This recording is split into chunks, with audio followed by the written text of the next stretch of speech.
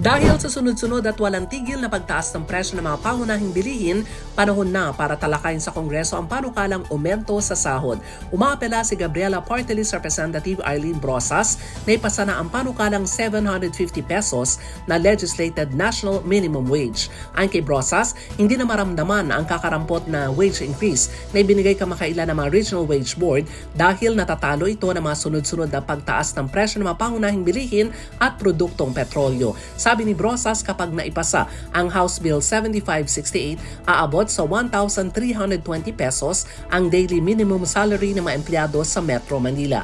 Narito ang pahayag ni Congresswoman Arlene Brosas.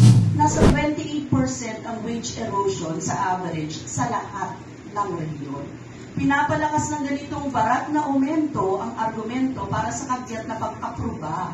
Kailangan pong tingnan natin ito, no? Dapat i-aproba yung legislated national minimum wage na nakabatay sa 1,100 family living wage. Wala na pong dahilan para iantala pa ito sa Kamara.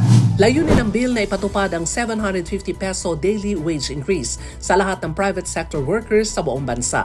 Mapupunan-an niya ng 750 pesos ang kasalukuyang gap sa pagitan ng minimum wage at ang family living wage resulta ng mga konsultasyon sa iba't ibang labor groups. Dagdag pa ni Brosas, ang bill ay pasado na sa subcommittee level pero hindi pa natatalakay sa House Committee on Labor and Employment na pinamumunuan ni Congressman Fidel Nograles. Para sa kauna-una sa Pilipinas, DZRH, ako si Milk Regunan. Tuloy-tuloy sa pagbabalita, tuloy-tuloy sa serbisyo, sama-sama tayo, Pilipino.